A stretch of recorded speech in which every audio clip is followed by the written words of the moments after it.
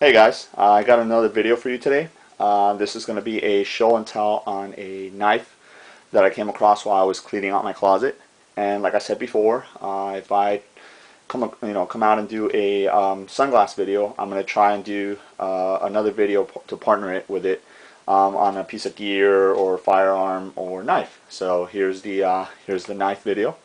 Right off the bat, I don't know if you guys can tell, but this is it's a pretty big knife.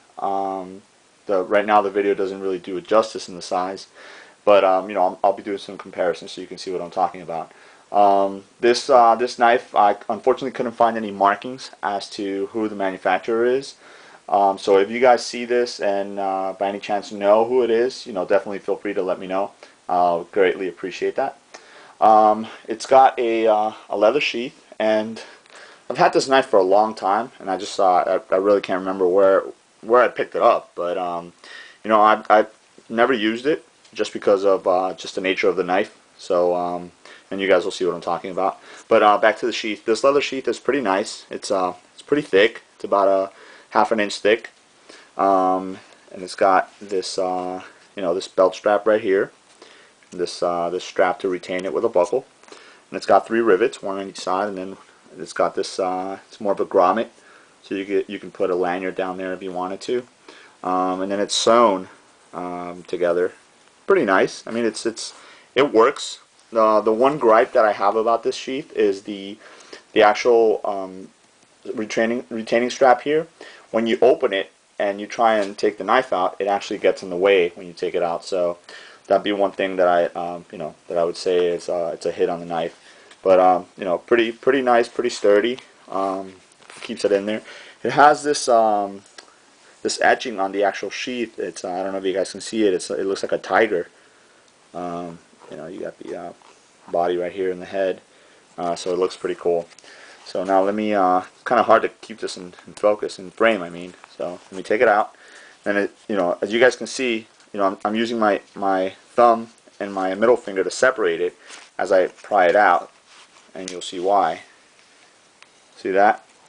Would have cut right through the sheath if I didn't do it. So definitely very aggressive knife. I'll start down here with the handle. It's got a brass lanyard hole right there. Very generous. You could definitely fit some non-gutted paracord through it. The actual handle is very grippy, which is good. Which means that you'll definitely be able to use this knife if your hands are wet or if you're wearing gloves or whatnot. And for the size of the knife itself, the handle isn't really that big because it fits my hand pretty good. It's got a little bit of ribbing right here, which provides good traction. Then it's got a little choil right here, which your finger can go into.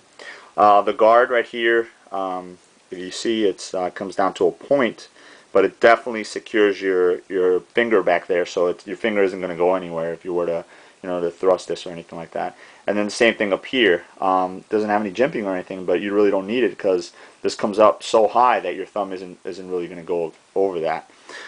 It does say stainless steel on the blade, but unfortunately that's actually the only marking that the blade has.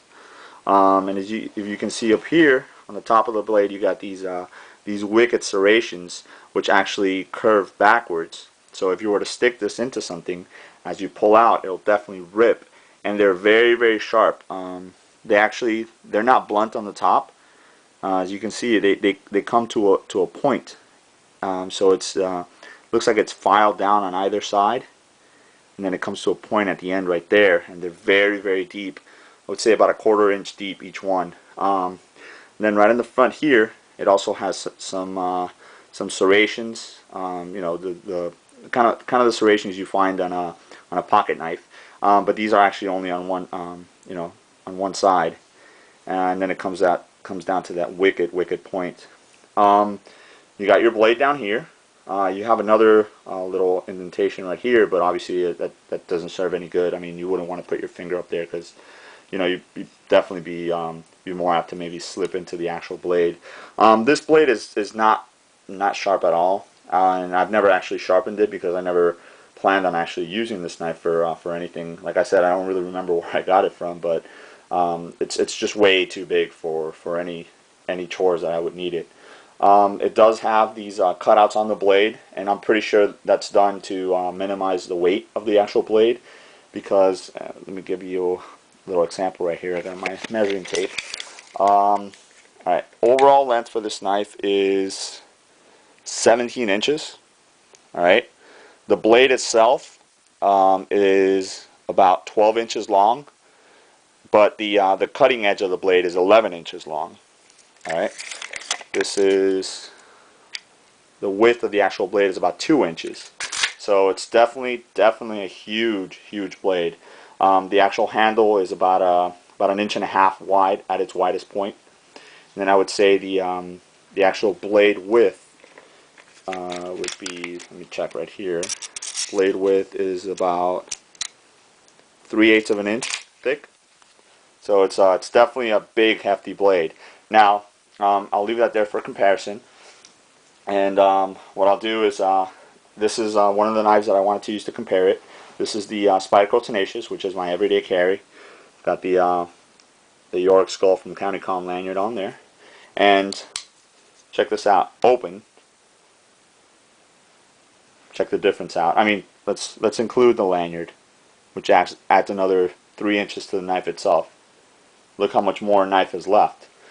So in case you guys wanted to see something a little bigger, this is Spyderco Military, which by all definitions is a very big knife. I mean, this is it's a huge folder, but it's almost dwarfed in comparison to the knife. I mean, the Military is 10 inches long. Okay, the Tenacious with the lanyard is 11 inches long, and look at the size difference there. I mean, this thing, overpowers it altogether. The size of this is huge. I wish I had a scale to tell you the weight. It really doesn't weigh as much as you might think it would weigh. So it's very deceiving, and that's why I really like this knife, because it's a big knife, very scary looking, but very manageable. The weight is it's definitely manageable. So let me close these down so you guys can see them close there. So you guys can see the difference in size. I mean, it's a huge knife. So let me know if you guys have any questions, and if anybody knows who manufactures this knife, maybe you've come across it on the internet or something, feel free to let me know. Alright guys, thanks.